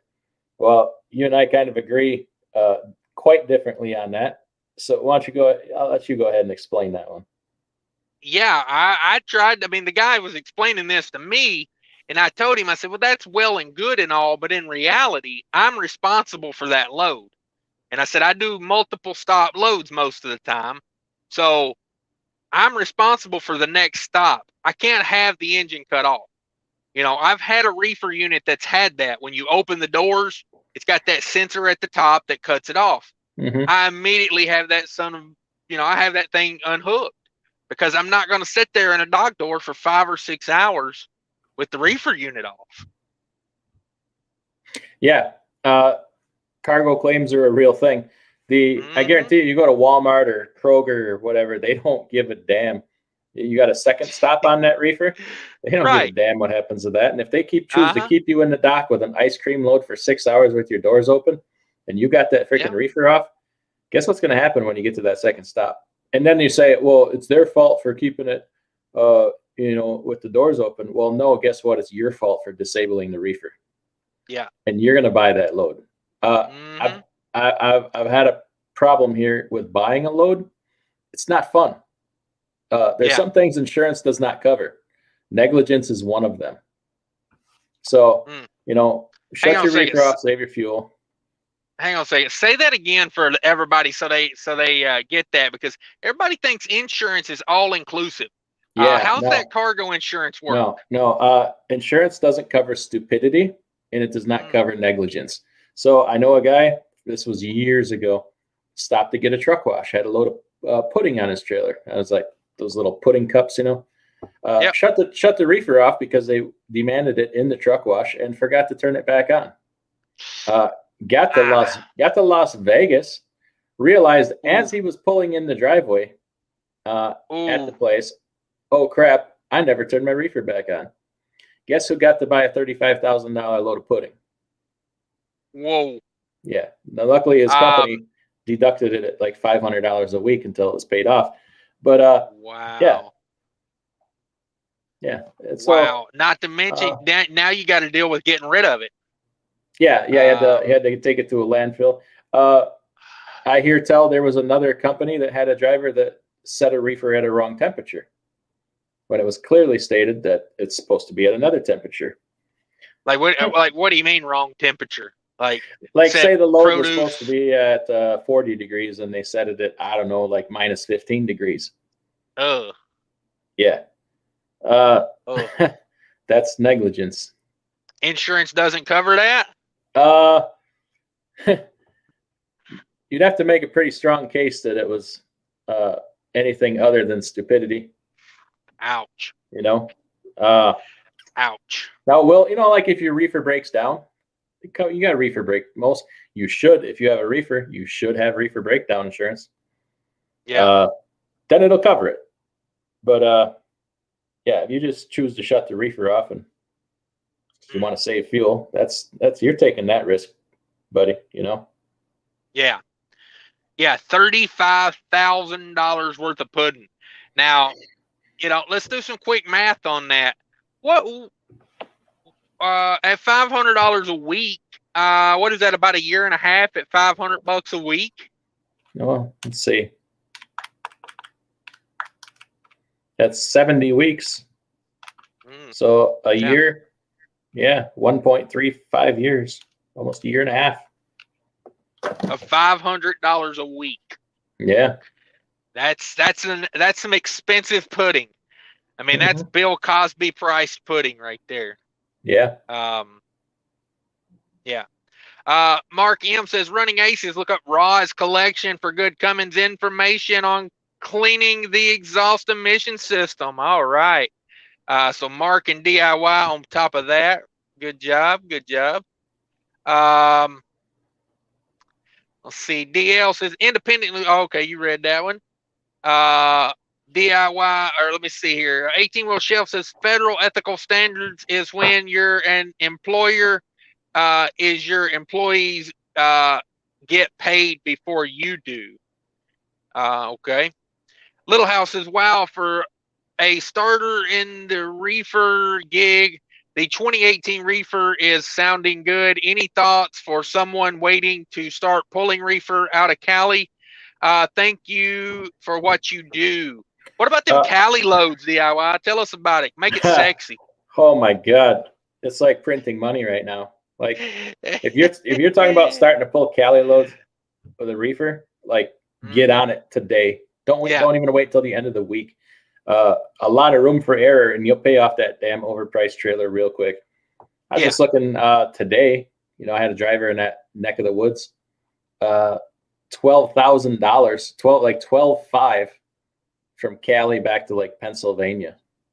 Historically that's like 4-5 at the high end. I mean, it's insane out there. They can't beg, borrow, or steal a truck. I mean, Cali to Chicago, like 8,500. That's insane. That's like depending on the time of the year, it could be 3,000 to, close to 5. Do you think that has anything to do with CARB? CARB. You just eliminated a whole bunch of trucks and trailers. AB5, you had a company go through and just wipe out whole divisions of owner operators. The ports are over max capacity. It's produce season. The whole, virus nonsense, trying to catch up for that. You got the perfect storm, There's a number of reasons, but I tell you what, it's tasty out there right now. Now, if I put air tabs around the back of my trailer, does that count as some sort of aerodynamic thing? Can I run Cali with that? I don't believe so. I think that the standard, it has to have some kind of skirting or under tray system. And then it has to have whatever manufacturer tire it is, it has to have their fuel efficient model of tire. There's certain approved tires. And then obviously your ARB number for your reefer unit, which is the standard, is 7 years from the date of the manufacture of the engine. So you got to look at the manufacture date of the engine. Okay. Yeah, I have to look into that, because I've been thinking about running to Cali, getting me some of that money. I don't think they're checking all that hard right now, to tell you the truth. Yeah, I may have to switch trailers, but I've been thinking about grabbing something, heading out there. It's not my preferred lane, but damn, what's a Minnesota to Long Beach running these days, I wonder? It's down. It's you're probably a little under $4,000. But then I'm probably $8,000 coming back. All day. Yeah. All day. Yeah. I tell you what, oh man, that South is on fire right now, man. Oh, is it on? All the way from Texas to California. New Mexico is banging, for crying out loud. That's a garbage area. Right. Arizona's on fire. Yeah, if you can get it done coming out of Albuquerque, then that tells you something. I saw there was a Colorado to Pennsylvania for 8,500. I'm like, the areas that are traditionally trash are on fire right now, man. Well, I think it's a lot, because people get their lanes that they work, and it's like, now that those lanes, they're just not getting the people like me and you, when we look at, when someone says, hey, you want to load going to Albuquerque, you just laugh. You're like, what I want with that? Like, how much money you got to pay me to go in there? And nowadays, everybody just kind of got it in their head. Like, if you haven't looked at the Southwest in a while, you don't, like, those rates are totally different from what they used to be. Yes. I'm going to advise you, stay away, because I want a piece of that, and I don't want to ruin it. You heard me. I said I'm going to get a new trailer so I can go out there. That's my new lane. Nah, I'm just playing. I mean, I wouldn't mind running a little bit during the summer. I'm not a winter West guy. You can have the Rockies come winter. Just not for me. Let me see here. Where was I at? Chicken hauler. We already went over all that. Sean Fairman says, big believer in the fuel ox. Use less DEF. There you go. Let me. I haven't been talking a lot about that lately, but I don't care anymore. Everybody thinks it's a sellout thing to do, or it's just you do you make money or whatever. Do you see me freaking pimping other products and just anybody that comes along? It's a freaking good product. Their Infinity Lube is turning out. You know what? I got a driver that added the Infinity Lube to all his lubricants in his freaking truck, and he's getting fantastic results. And you know what? Unfortunately, I can't bring him on to talk about it because everybody's, it's garbage, sell out. You know what? Then fine. It's a freaking great product. And you know what? Yeah. If I didn't have, obviously, I have a promo code. I get a small piece of that. If I didn't have that, I'd still use their freaking product. I've been using it for almost 4 years, 3 years before I even started mentioning their name. And if we broke up tomorrow, I'm still using their freaking product. So, hey, whatever, use it, don't use it. I'm telling you, it's a good product. So, anyway, enough about that. And if you're going to use it, help a brother out and just use my promo code. And if you don't, sorry, go ahead. If you think that I shouldn't get nothing for it, then freaking don't. But still use the product because it's a freaking good product. All their products are great. Their anti-gel is freaking top notch. I won't even use anything else anymore. Yeah, if you don't want to help DIY, at least help yourself and use DIY Semi in the promo code, and you get 15% off. Yeah, you get 15% off. You know what I'm saying? Like, screw DIY and put DIY in the promo code. Yeah, that'll show him. Little reverse psychology on these people. Enough of the soapbox, but the freaking hate. The hate. You know what? Go out there then and use some of these other products that spend billions of dollars on marketing every year, and some of them will do freaking harm. They'll actually do more freaking harm than good. Go ahead. Just go right ahead. I don't care anymore. Well, I can vouch for this.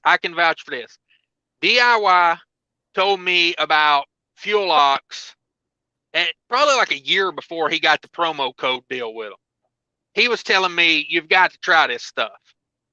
He didn't make nothing off of that. He had no way of gaining from me using it. But I tried it. I liked it. I still use it.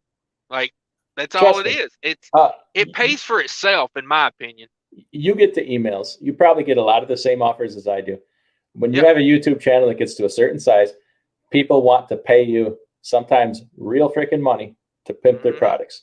I turned down a lot of freaking money, especially from some jackwagon company with a fuel card. The money was good. The money would have been real good.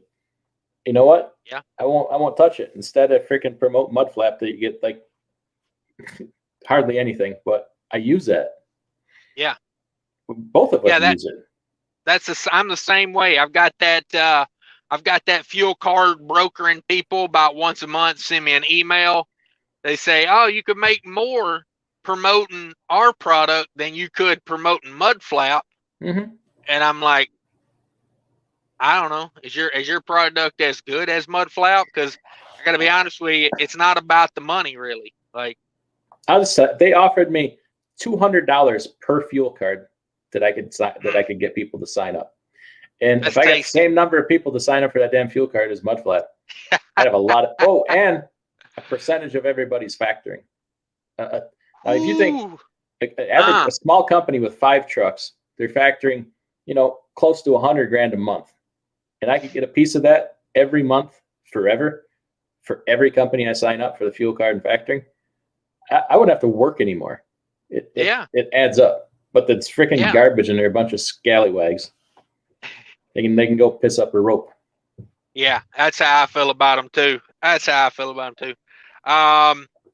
Let's see. 18-wheel shelf says I use racing fuel additives in my Explorer. All right, don't roll that thing over. Be careful. Nomadic Brett, well done. Yeah, appreciate everybody. Thanks again, Crackers, for the $5. Kelly with the $5. Thank you very much.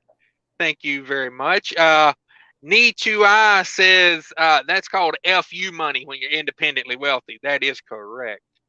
DL says, are glider trucks with Detroit 60 12.7 liters worth the price? Maintenance and eventual rebuild. Now, let's talk to a man here with us now that has a 12.7 13-speed 2012 glider kit. DIY. Tell us about this glider kit. 10 speed. Yeah. Oh, okay.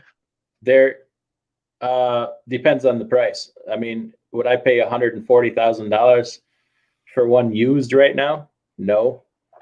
If you can get it for a reasonable price, I'd buy it. I'd buy 5 of them. I just don't feel like I can ever go wrong with my 60 series, man. If it needs to be overhauled, I put it in a freaking shop and overhaul it. It don't cost much, and overhaul it over and over if I have to. One of the best engines ever built, in my opinion. You're entitled to your own opinion, but I just don't feel like you go wrong any day of the week with a Series 60 in a truck. Pre-EGR, I would say, mind you. I'm not a huge fan of the EGR version of the Series 60. It really hurt the fuel mileage a lot. But now, is there an easy way to know the difference? Like, isn't it 14 liter mostly has the EGR, or am I wrong on that? There are some 14 liters without EGR, and if you hit one, call me because I want to buy it. That's a gold mine. That you can call me liter first. With no EGR, I tell you what, you got something there. Yeah, those are good. Those are good. If DIY don't answer, you call me and I'll stroke the check and we'll call it a day. But so tell us a little bit about your glider kit, DIY. Is this it's a 2012, correct? Columbia? Yeah, just over 1 million miles on it. I've overhauled it.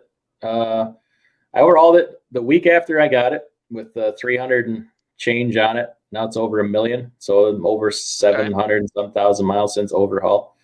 I've put some injectors in it. There's some issues with the reman injectors. I will say that. Trying to get good ones that last. Maintenance. Would you say just get new injectors? Can't get them anymore. They don't exist. Okay. Maintenance wise, you're gonna have maintenance. I mean, maintenance is far cheaper. I will say that. Yeah. Just about anybody can work on it. Any truck stop or any mechanic out there would probably raised up on a 60 series. The parts are cheap. They're still plentiful. You can still get every part you need, but I just don't feel like you can go wrong. Eventual rebuild, yeah, but I can rebuild top to bottom my Series 60 for about 17,000. A DD15, you're gonna be 35,000. And it's probably not going to include quite everything. But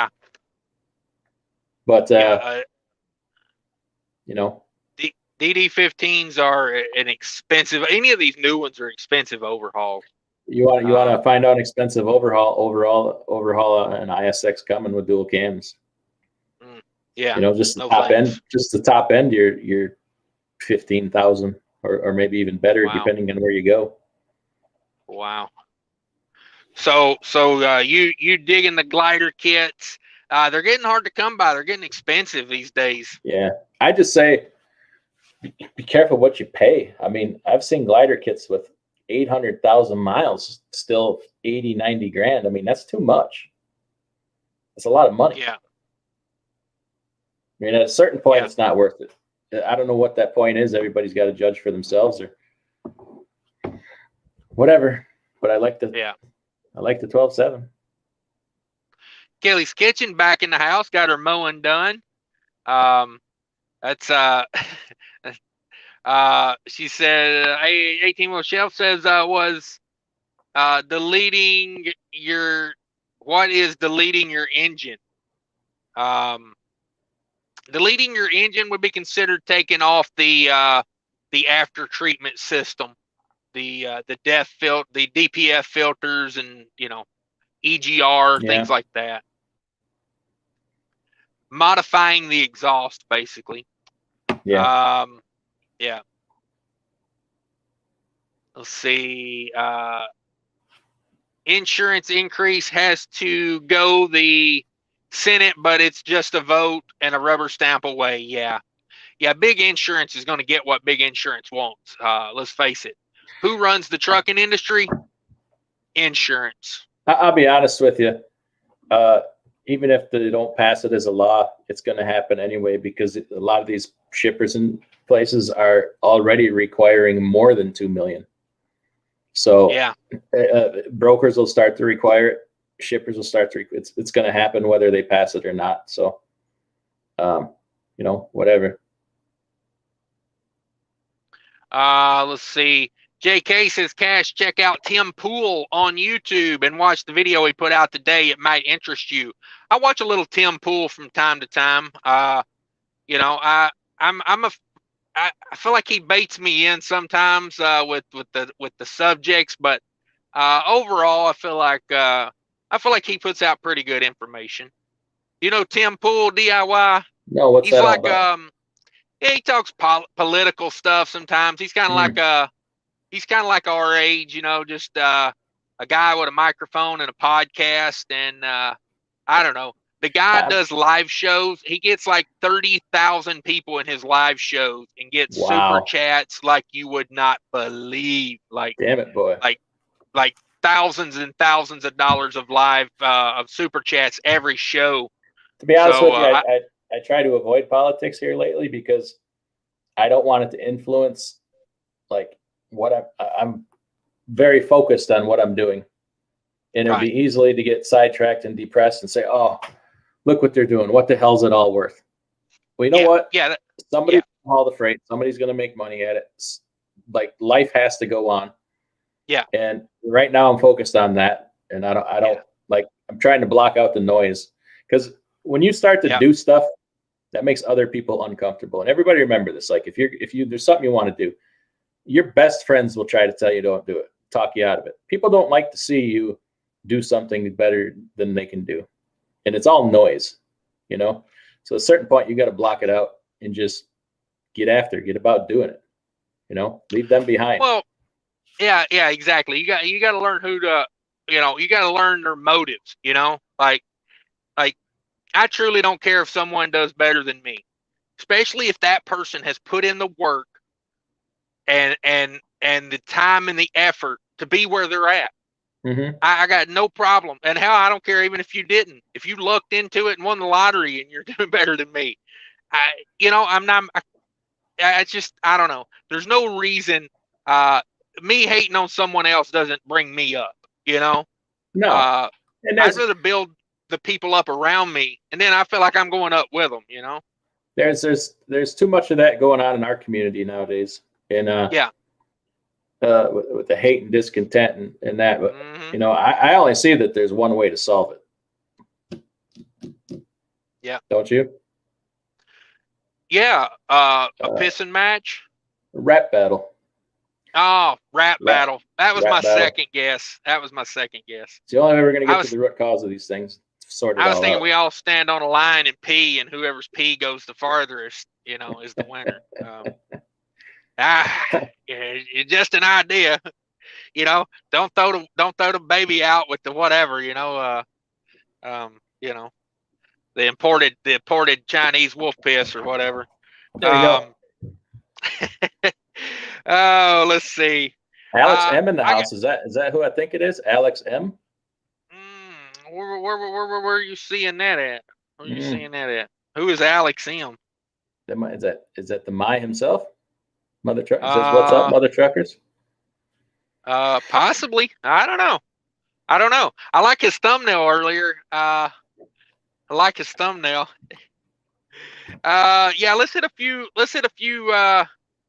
more comments here, then we'll wrap it up. I got me a green light over here. I'm just waiting on a Walmart call at this point. All right. Vic Med in the house. What's up, Vic Med? Everybody go check out Vic Med. Very good channel. Top Gun Channels, that's for sure. Thanks, Vic. I appreciate the compliment. Yeah, everybody check out Vic Med. Yeah, Vic's a good guy. He's trying to help people over there. Go check him out. Vic says, I had some rebuild injectors and I had lots of boost.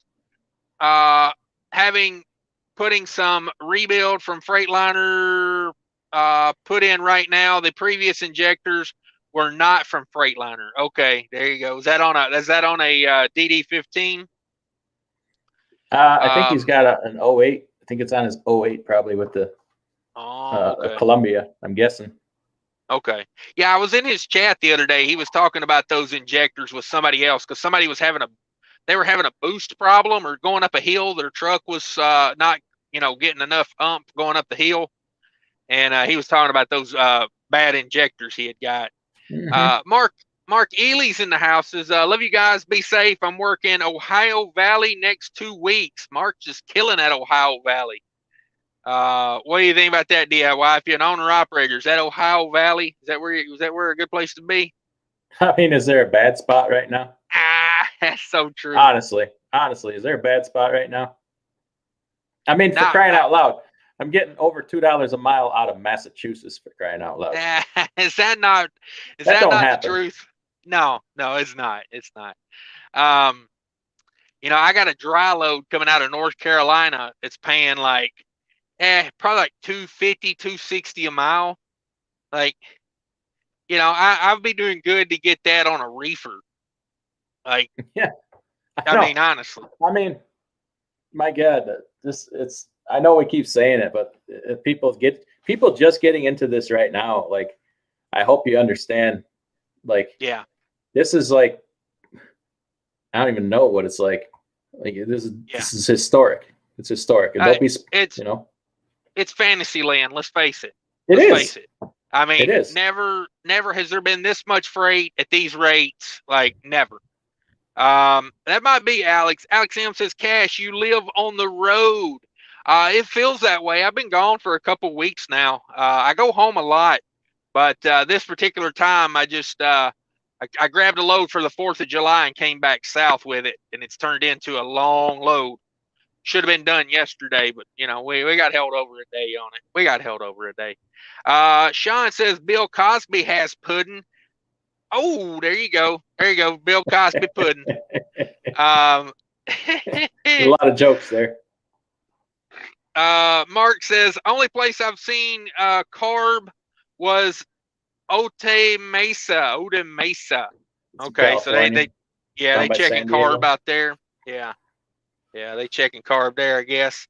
But yeah, I think I'm gonna hop off here. Appreciate everybody coming by. I do.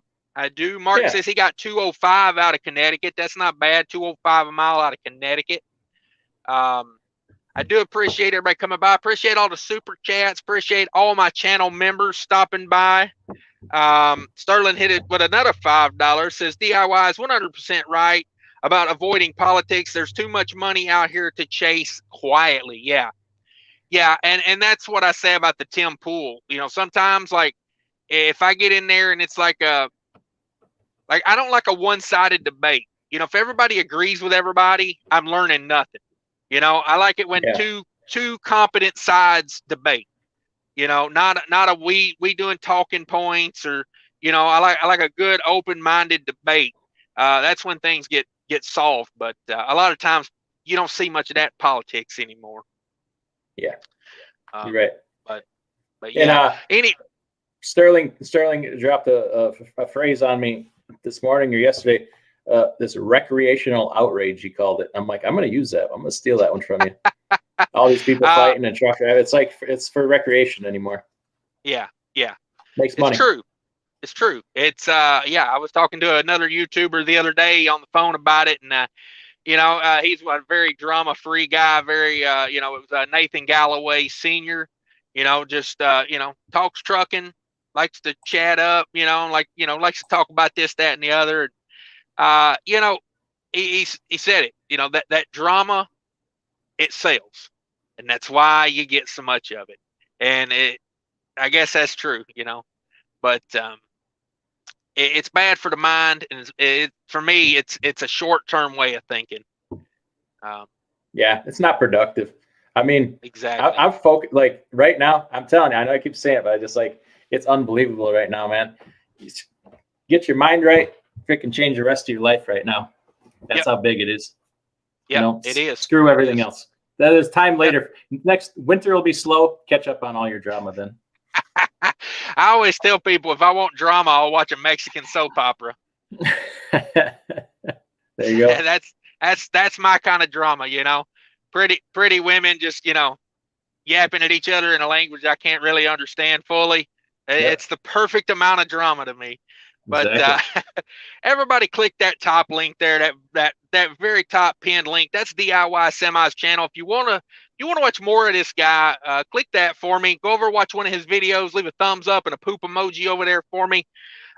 Thanks everybody for coming in. Thanks for the super chats. Thanks to all my channel members. And we're out of here. Thanks again, DIY. Yep. Let's do it again. Bye.